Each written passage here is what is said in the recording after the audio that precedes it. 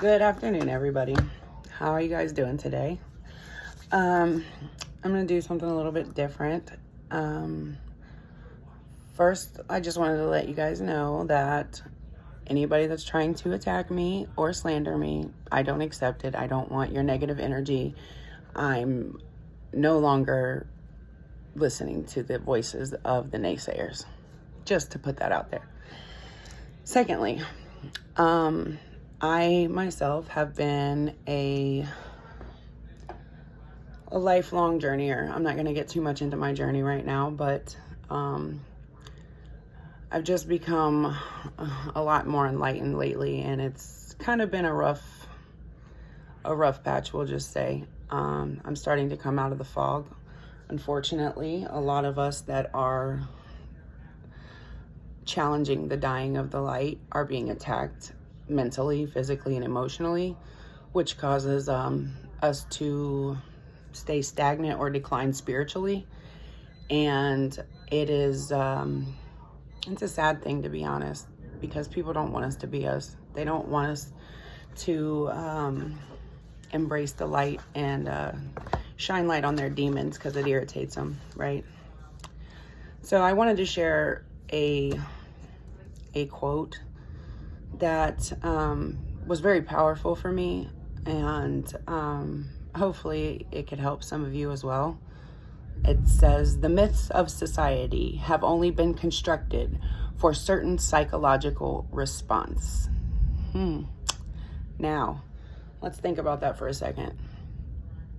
When we are in school, we're taught what we are not good at, what we need to improve on, how we're supposed to dress, how we're supposed to look, etc. The media also encourages that bullshit, and it depletes us. It makes us feel like we are not just as capable or talented or beautiful as the rest, because nobody ever tells us to cultivate what we are good at. They never tell us that beauty is in the eye of the beholder, and really it's within. What you are within shows on the outside. So let's keep that in mind. Now, I'm not saying that, you were born into certain family traits or DNA that was passed down, and, you have a weight problem or, acne. That is not what I'm talking about. Beauty is in the eye of the beholder, meaning how you treat people, the light that you shine. It doesn't matter what you look like on the outside, what you have on the inside. If you do not feel bad about that, it will reflect on the outside. It doesn't matter what anybody tells you you need to be better at, or what you should do with your life, or how you should live your life. You need to figure it out for yourself, because I'm telling you right now, what they're telling you is not what your soul came here to do. Now, on to the next thing. This is one of my favorite. I'm not a very religious person, so that's not what I'm here trying to push. Spirituality and religion are two totally different things. But the Bible does have some really beautiful words of wisdom that can be misconstrued in ways to cause conformity, to cause people to not look at it in the right way. But this is I'm probably gonna bomb the pronunciation of this particular passage. I will spell it for you first, and then I will try to pronounce it. It is DEUTERON as in no, OM as in mine, and Y. Detrimony, I think. Detronomy. Okay, whatever. You get it. It's 31:6. It says, "Be strong and courageous. Do not be afraid or terrified because of them, for the Lord your God goes with you. He will never leave or forsake you." Do you know why that is? Because we're all a piece of our Creator. He loves us all, and He gives us all chances to redeem ourselves. Now, whether you choose to take that chance or, remain in the darkness is completely up to you. But just know that he doesn't forsake you. You forsake him. He will never turn his back on you. A lot of us have turned our back on our Creator because we have this misconstrued image of what God really is. Again, societal standards and things that are beat into our brain, it's completely not fair. So I'm here to help you guys break free from this.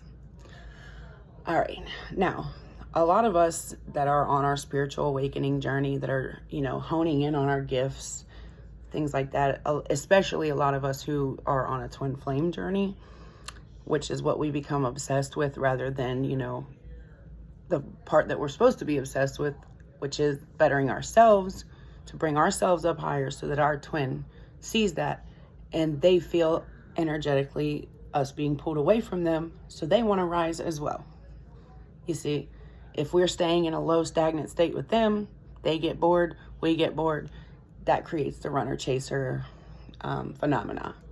So last night I had a download for those of you that do watch tarot and shit online for that reason only, about the twin flames and how they're interpreted via tarot and things, because they will say the divine masculine or the divine feminine, blah blah blah, karmic, etc. Again, I think I've quoted on that where I explained that at one point in time we're all karmics to somebody, because we're all here to teach each other lessons. So keep that in mind before you go shitting on other people. They're going to shit on you regardless. Let them burn themselves. We were karmic at one point too. Anyway, it's in tarot, I think it's most likely interpreted backwards, because when I was thinking about it last night, Earth is like our soul school, right? We're here to learn. So we incarnate as either male or female. I mean, some of us come with both parts, but either masculine or feminine is what we come into the world as. And we're here to learn that role. So when they're saying divine masculine, you're probably most likely talking about an earth female, because in the divine, you've mastered the masculine part of yourself. You're here to learn about your polarity, your duality here on earth. So kind of keep that in mind before you go misinterpreting what somebody's saying to you, because that caused a lot of chaos and confusion in my mind for a long time.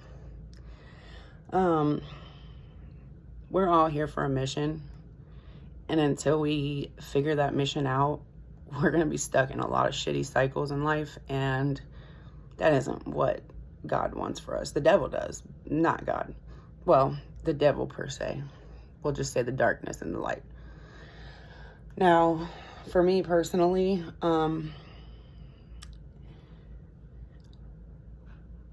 I think that a lot of people that are reading tarot online are really reading for the dark. They're trying to keep you trapped in that mental prison, in that state of focusing on what you're not supposed to be focusing on, because a twin flame journey is to unite your soul. But you can't unite your soul if you're chasing after the other person who has their own path. Therefore, you need to take a step back and focus on yourself, and just know that your soul, even if you don't unite this lifetime, there will be a point in time, whether it's on earth when you incarnate next or wherever, you guys will come together again, and separation is just a 3D illusion. We are all one, and we're here to love ourselves and to learn about ourselves. When you think about it, you probably know a lot more about people than you give yourself credit for, but you don't know shit about yourself. So I think it's time that just for a minute, step back, learn about yourself, the light aspect, the dark aspect, and love every part of it, so that you can go on to love accept every part of another person, and your growth inspires growth in others. And that's what I'm hoping I can get out. And when I said that, it said 10:10. So I think I'm going to end it here. I'll probably be back a little bit later with some readings, though. Later, guys.